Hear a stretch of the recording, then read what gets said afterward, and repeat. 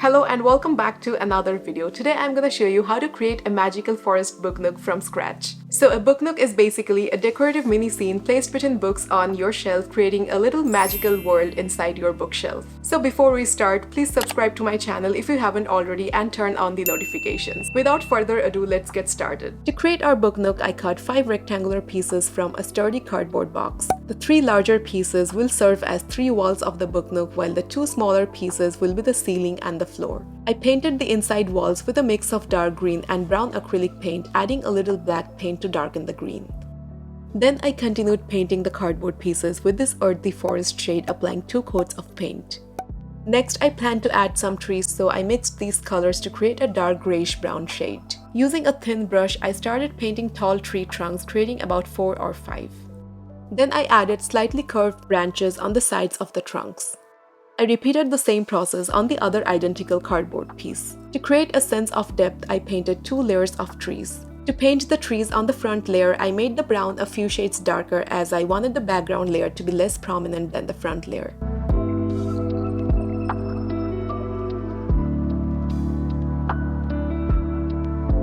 Then using a light brown shade, I added highlights to the trees on the front layer. Once I was done painting the 2 opposite walls of the book nook, I started working on the back wall. On a piece of thin cardboard, I drew the shape of an arched door which was 8 cm long and 5 cm wide. I cut the shape out and grabbed these coffee sticks. Using hot glue, I attached the sticks following the shape of the arched door. After the glue dried, I trimmed off the excess length. I continued gluing down the sticks until the entire door was covered. To add more details, I attached 2 more sticks horizontally at the top and bottom of the door. Be sure to apply a very thin line of hot glue for a seamless look. Once the door was ready, it was time to paint it. First, I took some red paint and began applying it to the entire surface of the door, making sure the paint reached all the gaps between the sticks. Also, don't forget to paint the edges of the door. To give the door a well-aged mystical look, I took some dark brown paint on a small brush and began adding vertical brush strokes over the red paint. I smoothed them out slightly with a clean damp brush for a more natural finish. I repeated the same process on both horizontal sticks. This step made the wooden door appear more rustic. Next, I placed the door near the bottom of the wall, and once it was properly aligned, I marked its desired position with a pencil. Then using hot glue, I attached the door to the back wall. I picked a variety of small pebbles and placed them around the door. I tried to cover as many gaps as possible. Once I was happy with the arrangement, I began gluing the stones down one by one around the door. To fill the tiny gaps between the pebbles, I used green moss. I placed a dot of hot glue in each gap and attached a small amount of moss. I continued this process until all the gaps between the pebbles were filled with moss. I absolutely loved how the door looked so far. To add more texture to the wall, I lightly sketched some vines with a pencil. Then I grabbed some cotton twine, cut it into small pieces and glued them down with hot glue following the pencil lines. I applied the hot glue in very thin lines to secure the twine pieces. Finally, I snipped off the excess ends near the edges. Using a small brush, I carefully painted the vines, applying a generous amount of paint to ensure it reached into the fibers of the cotton twine for better coverage. After the first coat of paint dried, I used a light brown shade to add highlights to the vine branches, making them stand out even more. I loved how the texture of the cotton twine closely resembled real vine branches. Next, I applied small blobs of glue between some of the vines and attached green moss. I didn't cover the entire green background with moss. Instead, I arranged it in clusters to resemble leaves spread across the wall. I used wood glue for this, but you can also use any other PVA glue like Mod Podge or even hot glue.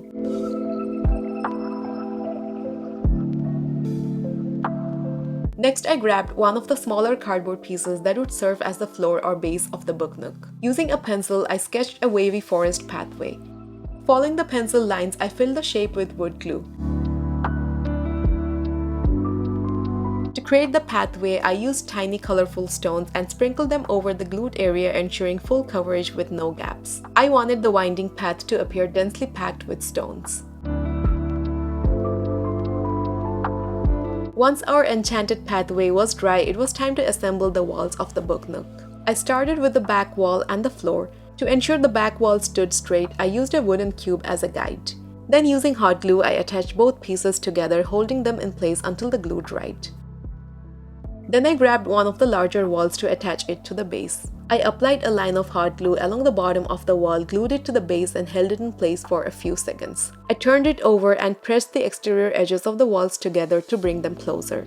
To secure these adjacent walls, I applied hot glue along the seam where their exterior edges met. Using the glue gun nozzle, I gently heated and smoothed out any bumpy glue edges, ensuring a clean and even finish. Next, I collected some tree twigs to add to our magical forest. I cut the twigs to match the length of the vertical walls. After determining their positions, I applied hot glue to the bottom of each twig and attached them to the base. I wanted to create the look of a forest pathway with trees on both sides of the path.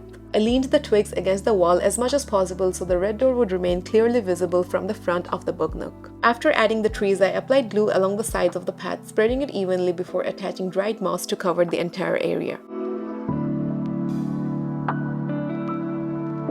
Next, I applied hot glue in small sections on the wall beside the trees and attached moss to create the effect of tree leaves. I didn't cover the whole area, just added random patches to make it look more natural. I also glued some moss onto the trees to enhance their realism. Next, I grabbed the opposite wall and attached it to the book nook. Just like the other side, I glued it to the base first, then secured the edges together from the outside.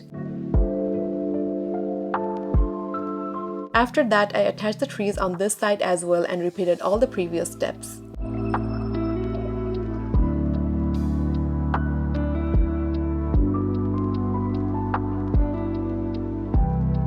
Then it was time to add a magical touch to our book nook by incorporating fairy lights. I grabbed a string of warm-toned fairy lights with 10 tiny LED bulbs. Taking the top section of the book nook, I began adhering the light string to it. I started securing the fairy lights onto the piece of cardboard with hot glue in a winding zigzag pattern. It was a bit tricky to glue the wires on place, so if you want, you can use tape instead. Next, I used hot glue to attach moss over the wires to hide them, but be sure not to cover the bulbs.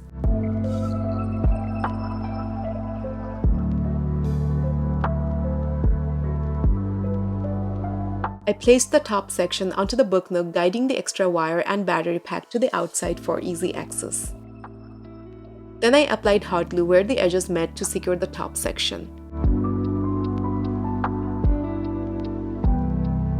I attached some twigs on the front edges of the book nook to conceal them and to get a more mystical look. I picked some thin pieces of twigs for this since I wanted the wall with the red door to be the main focus of the book nook.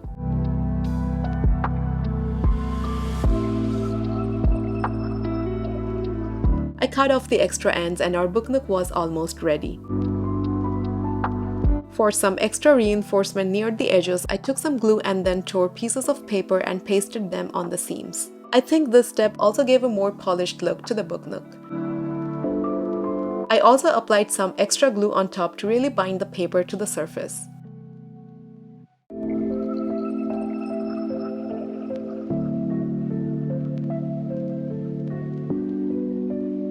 After everything dried, I colored the outside of the book nook with brown acrylic paint. I went for 2 coats for an opaque finish. After the paint dried, I used a blackish brown shade and dry brushed wavy vertical strokes throughout the surface. I was trying to mimic the natural pattern of wood.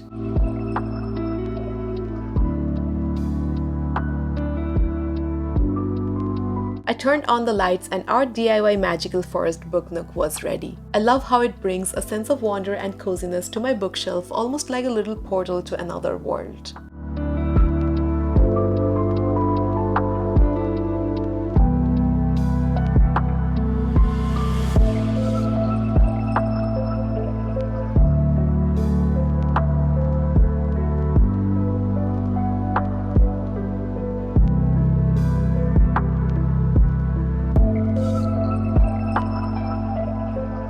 That's all for today. I really hope you liked the DIY book nook video. If you did, please give it a like and subscribe for more DIY videos. Thank you so much for watching and I'll see you next time.